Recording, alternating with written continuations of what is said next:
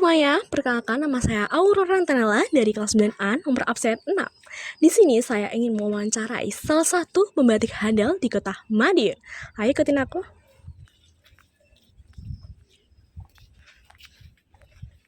Teman-teman, di sini saya dan Azalia sudah bersama dengan salah satu pembatik handal di kota Madiun.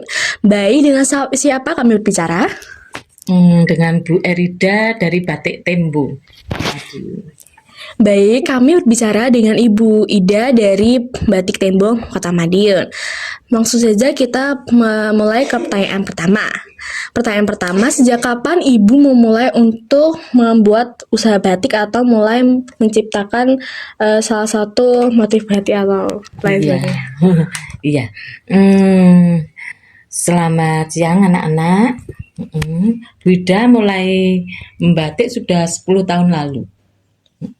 Berawal dari menulis, terus mulai menggambar di kanvas, lalu Wida pindah ke kain, jadi batik tulis dengan motif-motif.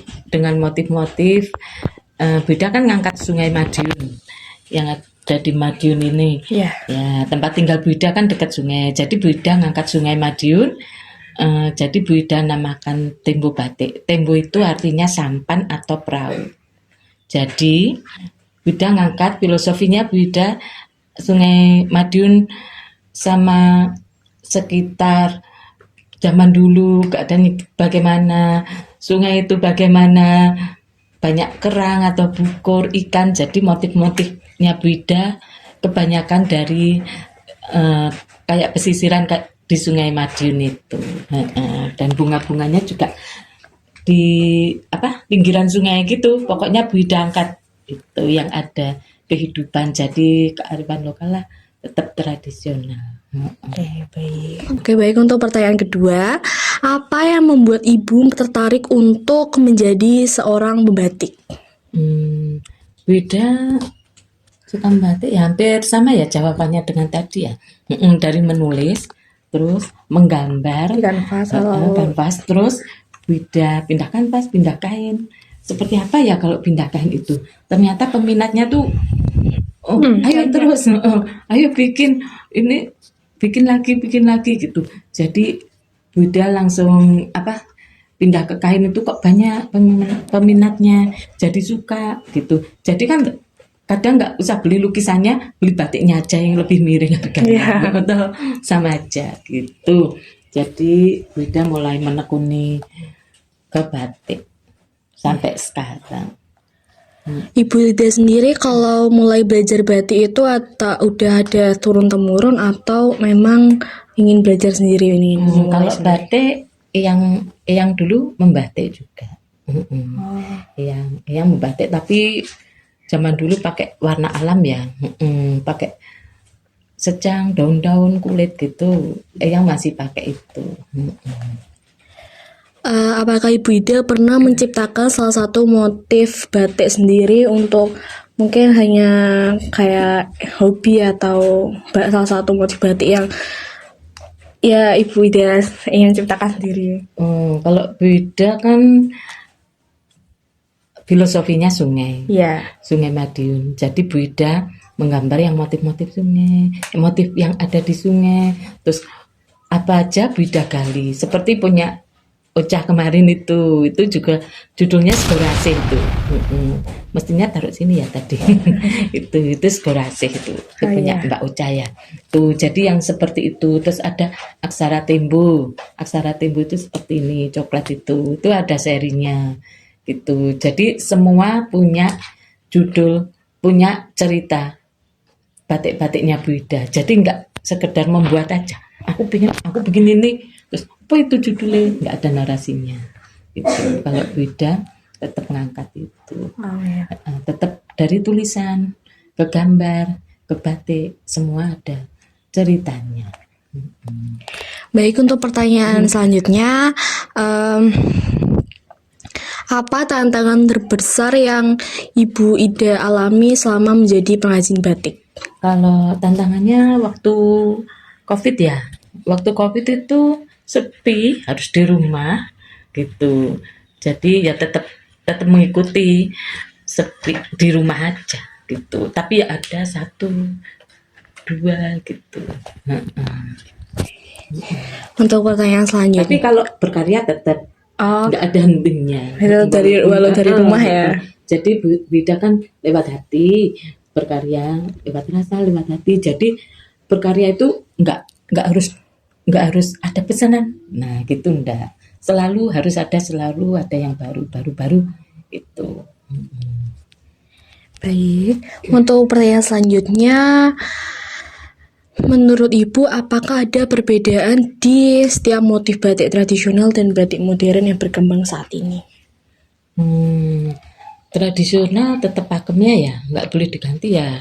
Yang batik yang atas sendiri ya, itu nggak bisa untuk diganti, nggak bisa. Dia tetap pacuan, tetap menang.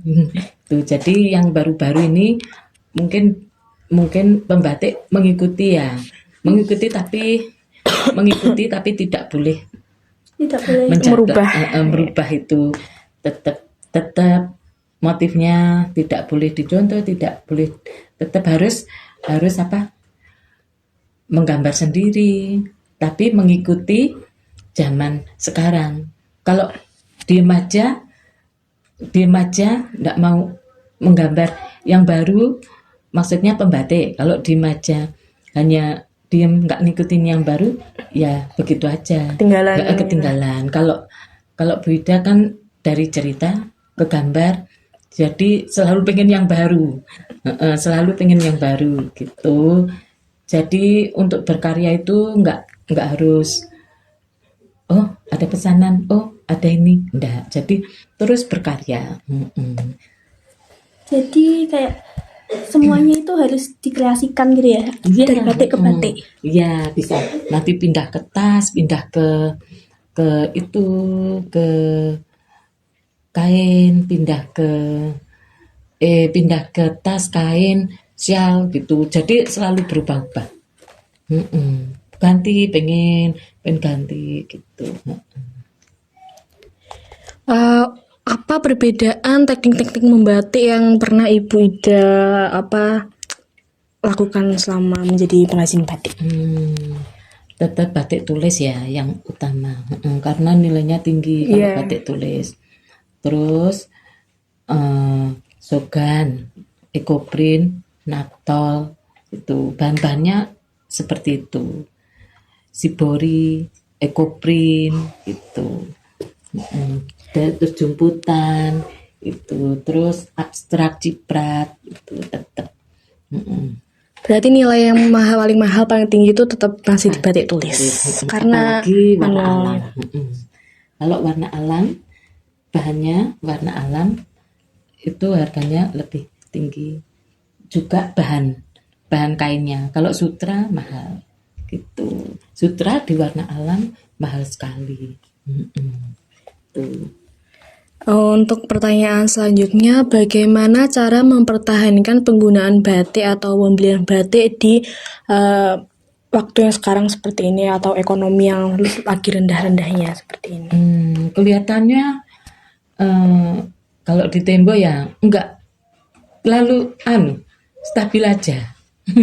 Dia enggak cuma pas COVID aja.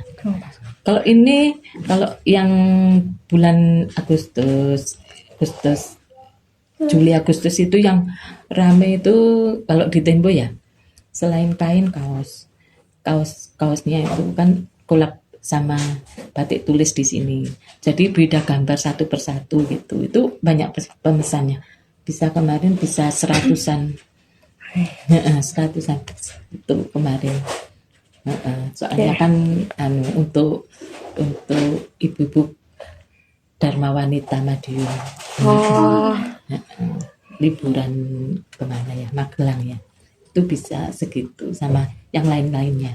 Kan ada di hotel yang kaos itu, ada di hotel, sial juga ada di hotel. Jadi setiap bulan selalu ada. Nanti ini yang menonjol, ini itu. Jadi enggak, kalau berkarya itu menjual lain sama berkarya. Kalau berkarya dia tidak menghitung, oh aku 1 bulan harus seperti ini, enggak. Dia Ibu Ida enggak pernah gitu. Jadi dia mengalir gitu, mengalir dari satu, mengalir gitu. Kalau menjual kan ini harus Ditargetin beli, juga. beli dari sana segini, umpamanya gini gitu. Bu Ida enggak pernah. Semua pekerjaan Bu Ida sendiri ya. Selalu ingin mencoba yang baru. Berarti kalau berkarya itu patokannya tuh ya mengikuti hobi. Kalau berjualan itu harus ada target penjualannya itu. Seperti itu mungkin ya. Kalau Bu Ida enggak. Tapi biasanya datang sendiri. Dan Bu Ida enggak terlalu di medsos. Itu sudah sendiri. Seperti anak-anak gini ini mengalir sendiri. Sama andaikan fashion gitu mengalir datang sendiri gitu. Nggak tahu ya, itu sudah dari awal gitu. Mungkin ya. Jadi loh kok gini ya? Mungkin dari dengar dari anu gitu. Andaikan beda mau wah gitu bisa, tapi hatinya masih belum. Masih kebanyakan untuk anak-anak juga sama berkarya itu sudah Termasuk menguras mencapai. menguras. Jadi kalau apalagi untuk SMP 2 sudah dari dulu, jadi nggak mungkin saya tinggalkan atau oh nggak usah ke sini oh nggak bisa dek gitu, nggak bisa gitu. Jadi selalu bisa, soalnya kan sudah 9 tahun anak-anak SMP 2 itu. Jadi gitu, sambil bidang isi ke hotel, sambil pesanan gitu beda ngerjakan itu sama KFI ya. Kalau fashion itu KFI mesti beda juga. Sebenarnya bisa lebih tinggi, tapi segini aja dulu. Yang tinggi kan nanti gitu. Pokoknya anak-anak yang datang gitu kasihan, lebih kasihan sama anak-anak dan ya SMA 2 gitu datang, kasihan mau kemana lagi aku ingin gitu. Di sini kan mungkin harganya lebih Iya. miring daripada lain mungkin ya. Saya jadikan gitu karena saya tidak berjualan karya saya, apa pelajaran ini bisa buat anak-anak, saya sudah bersyukur. Bisa beri anak-anak pengetahuan gitu. Kalau mau tanya mau belajar ini belajar terbuka ini.